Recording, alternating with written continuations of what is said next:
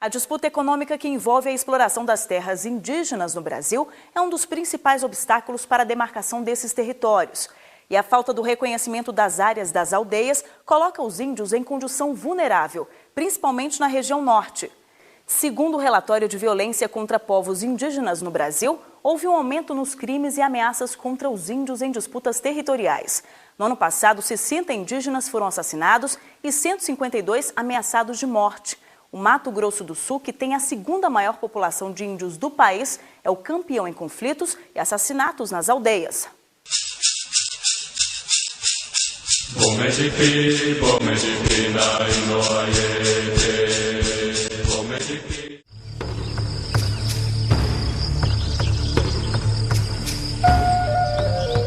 Segundo o mais recente balanço do CIMI, o Conselho Indigenista Missionário ligado à Igreja Católica, boa parte das mortes de índios no Brasil está concentrada no Mato Grosso do Sul.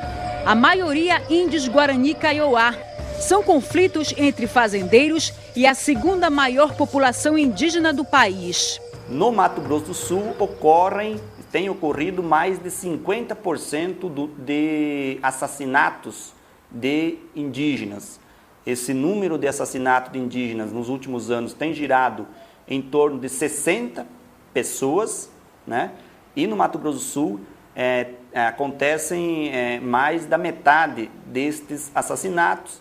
Praticamente 100% dos casos tem a ver diretamente com a disputa pelo território. Nada se compara à situação colocada hoje no Mato Grosso do Sul, que é realmente uma situação que beira quase ao genocídio, né? Uma população de quase 40, 50 mil guaranis e sem minúsculas áreas hoje reconhecidas. A região norte é outro ponto de tensão no Brasil.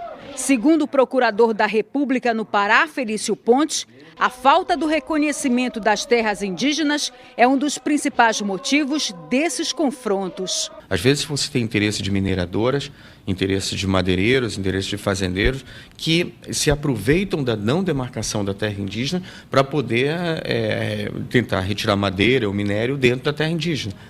Se essa terra tivesse demarcada, há uma facilidade muito grande de se chegar na justiça e mostrar que aquela área está sendo invadida, aquela área já está demarcada, está sendo invadida e, portanto, se conseguir uma ordem judicial para a retirada dessas pessoas.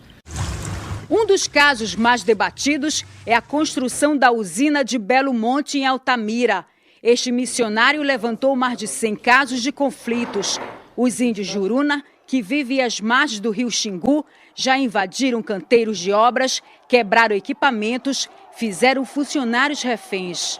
A tendência é se agravar ainda mais esse conflito, à medida que o processo de construção da obra continua, porque muitas demandas estão na justiça, que não caminha com a celeridade necessária, e enquanto o Estado está fazendo ouvidos e olhos e vendando seus olhos, ouvidos moucos e vendando seus olhos, toda uma série de irregularidades e injustiças estão sendo cometidas na região de Belo Monte. Outro motivo de conflito é a construção do complexo hidrelétrico do Tapajós, que vai inundar 200 mil hectares. É uma área maior que São Paulo e envolve unidades de conservação, comunidades ribeirinhas e terras indígenas. O projeto prevê a construção de 7 hidrelétricas. A principal delas é a São Luís do Tapajós. A barragem estará localizada entre os municípios de Itaituba e Jacareacanga, onde vivem mais de 10 mil índios da etnia Munduruku.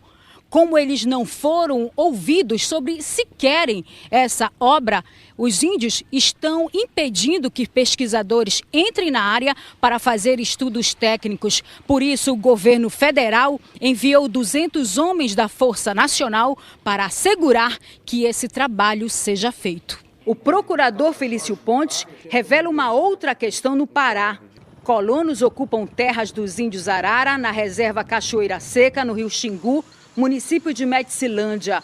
Ali o processo de demarcação se arrasta há 30 anos. Houve já 2 ou 3 vezes laudos antropológicos para saber o limite dessas áreas e quando se chegou ao limite não se conseguiu, o governo federal não efetivou a demarcação da terra.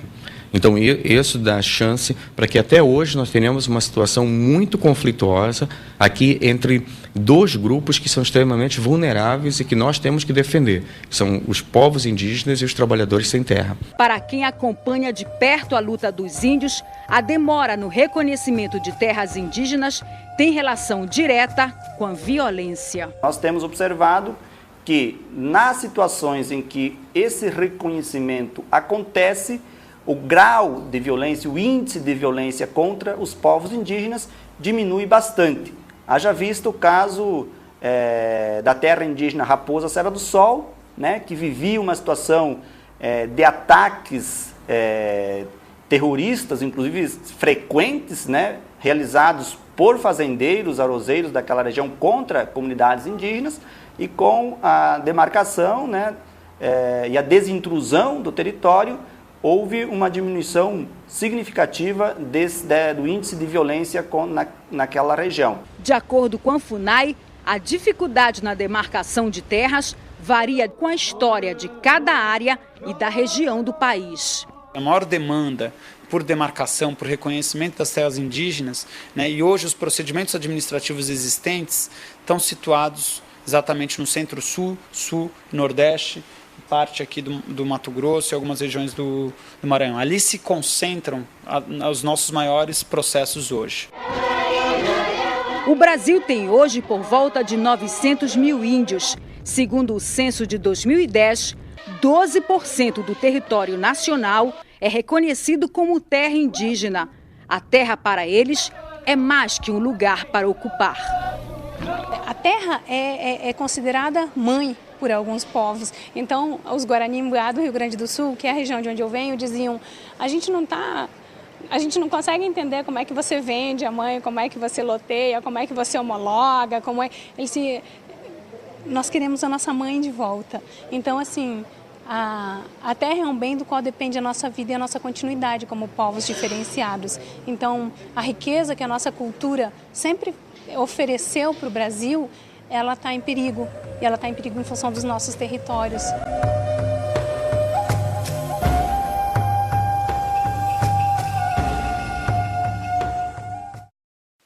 E no dia 19 de abril, Dia do Índio, a Câmara do MPF, que trata das populações indígenas e comunidades tradicionais, vai organizar uma audiência pública na sede da PGR em Brasília.